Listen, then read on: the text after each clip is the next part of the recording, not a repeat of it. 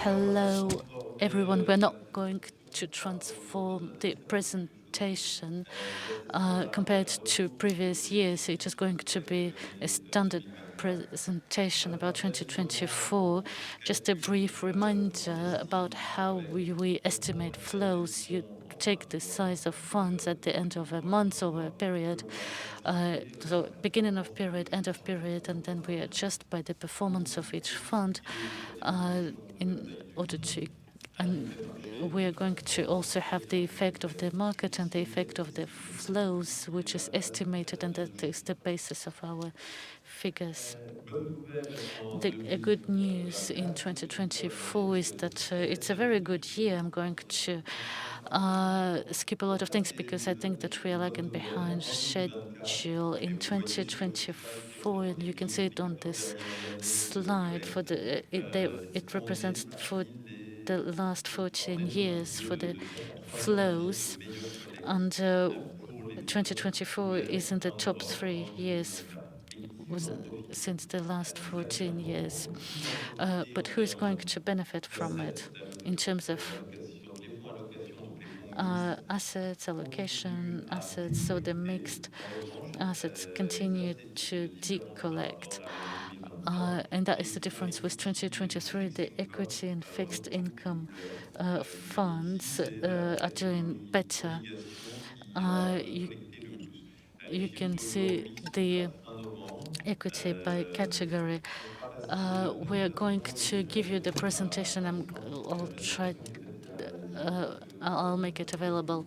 This presentation has been made was made a few days ago. There's also the money market part, which is very important. The flows are quite important for the money market category. Why? We can see that the money market funds do not have the peaks that we used to have now, which is much more stable, much more regular, and it can be explained, of course, by the performances of the monetary funds in 2023. We had 3.6%. This is the average of all of the categories of the short-term money market. And this year, in 2024, the performance is very important for this asset class, for this asset category. So it's plus 3.6% for the annual performance. It explains the attractiveness of this category of assets for the investors. And what you can see on the right-hand side is that this attractiveness is totally linked to the increase in the rates, interest rates. It is compared here with the organic growth on the 12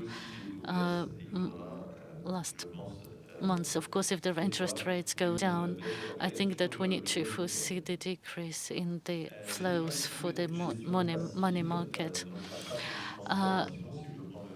Passive management, the flows are still quite important, but as you can see here, the active management is doing had started to do better. In Europe, you can see an improvement recently in Europe. The active management have had this rather good net flows. You can see here in green that those same results excluding money market. We can see here a very different behavior. The fixed income part has had good flows, and the equity in terms of active management hasn't had flows at all. It's the passive management that attracted investors in that category. For the active ETFs, there's been some development as well, continuing development, I would say. It represents today 8% of all of the ETF outstanding amounts. It's an improvement compared to last year. Now it's 8%, and last year it was 6.3%. Our prognosis for 2025 in the US is the number of active ETFs is going to be equal to the non-active ETFs. So the number of active ETFs is going to be very important in the United States, and it's quite attractive, I would say. And the attractiveness increases for ETF in the US, but also in Europe, as now the active ETFs represent 8% of the total outstanding amounts of ETF. In terms of passive management, we can see here in blue the rise of the passive management. Now in Europe, passive management represents 25% of the outstanding amounts. If we exclude money market funds, it rises up to 30%.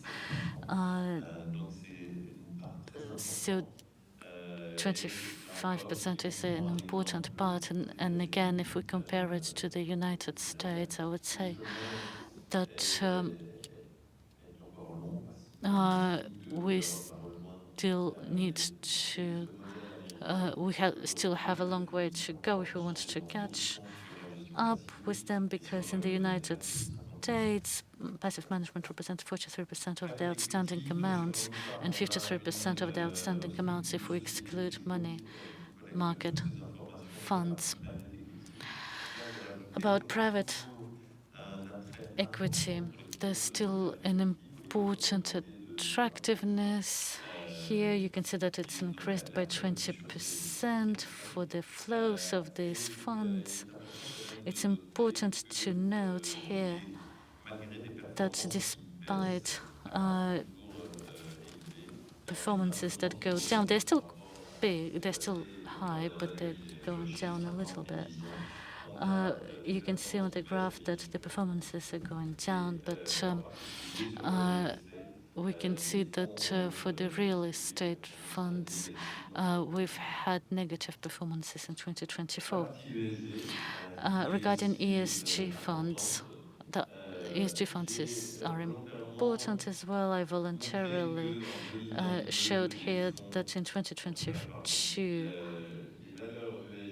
the ESG values had inferior performances compared to ESG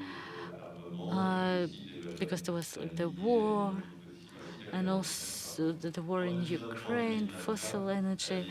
In 2024, the two types of values delivered the same type of performances. I took two indexes by Morningstar Europe ESG and Morningstar Europe non-ESG. And we can see that the difference between the ESG and non-ESG fund is not linked to a difference in terms of performances now as compared to 2021. In 2021, there was a difference. So for the flows on the left-hand side, you can see the monthly flows. In 2024, the year is extremely different from the previous years. Only the ESG funds have had flows, and the non-ESG, you can see that in 2021, ESG was having flows. In 2022, 2023, both of them were having flows. And in 2024, the flows are much more important for the ESG, non-ESG funds. It's probably more obvious on the right-hand side. You can see it better, actually. You can see that in 2024, it's the non-ESG funds that have had more flows. And The ESG funds now represent 20% of the outstanding amounts in Europe in 2023. You can see here for the flows, you can see it in that the United States continue on their trend. It started in 2022 with the ESG funds collecting or not having flows.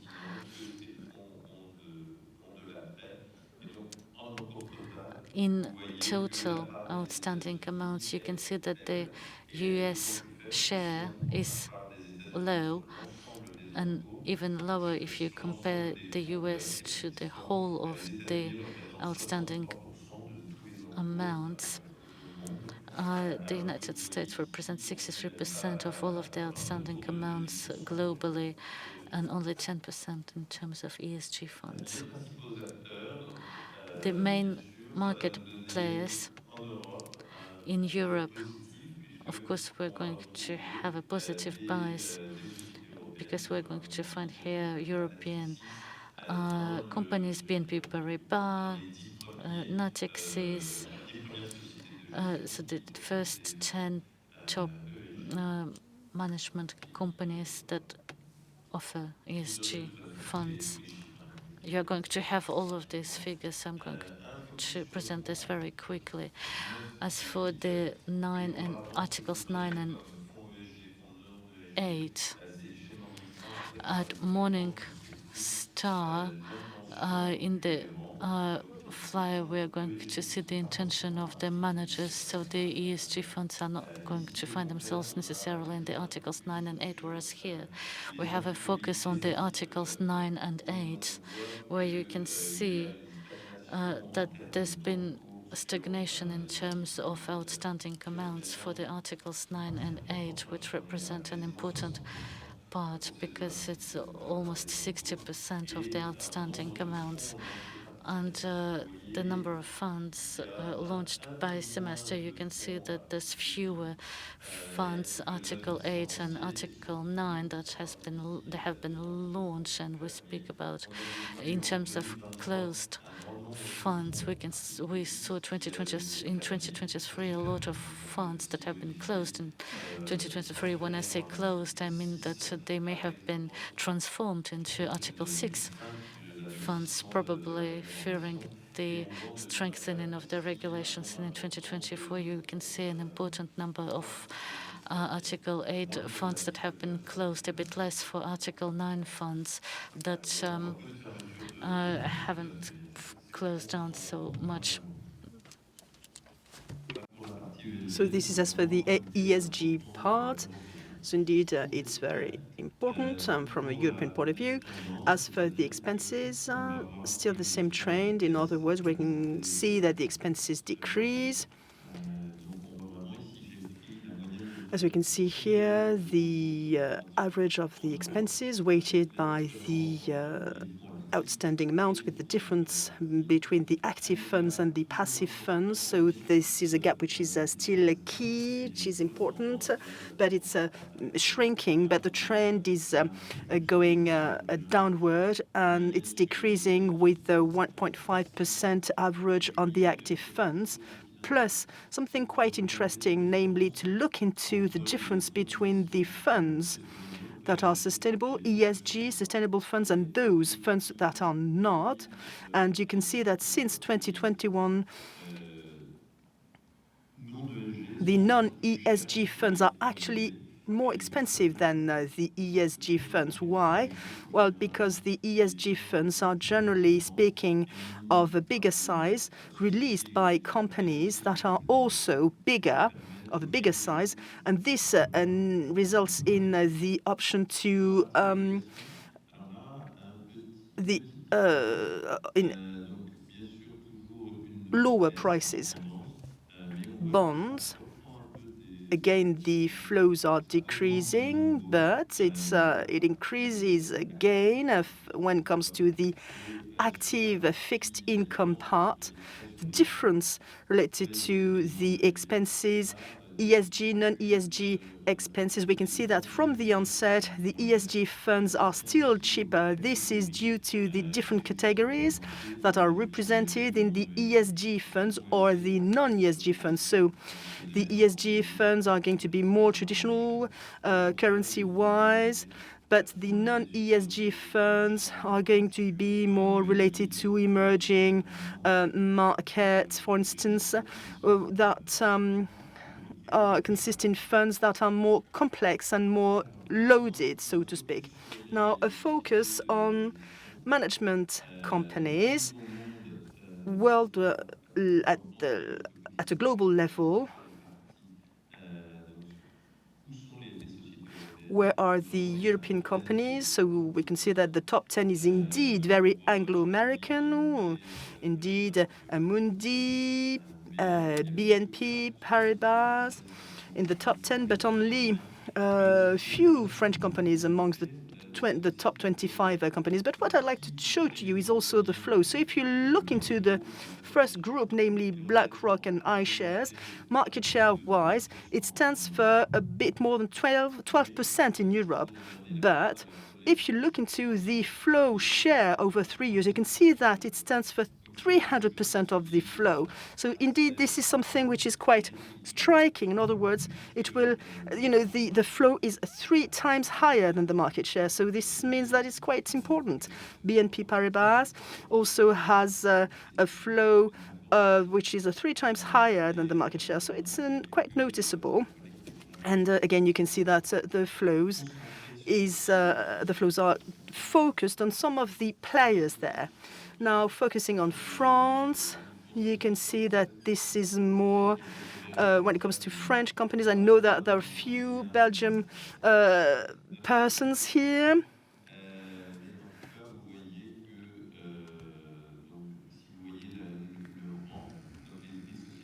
French companies, French management companies are far behind the Anglo-American ones, apart from a few champions.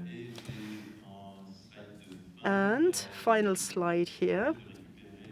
I took the liberty to retrieve information from the FG because all those information I'm giving you is about the integration of open funds, but it's important to take into account the management under mandate because the management companies also have a big share, an important share in the management under mandate. But these are not information that we have in all the figures related to the flows, these flows. Now, what we need to note is that there are 55% of the players, in other words, the management companies in France that are less than 500 millions of outstanding amounts with the concentration of outstanding amount, 1% of the players. And we know which ones. If you refer to the previous table, all those figures will be available in the presentation, in the replay videos available on the FundGlobam website. And I would like to thank FundGlobam for letting us sharing these figures. Thank you, Christophe.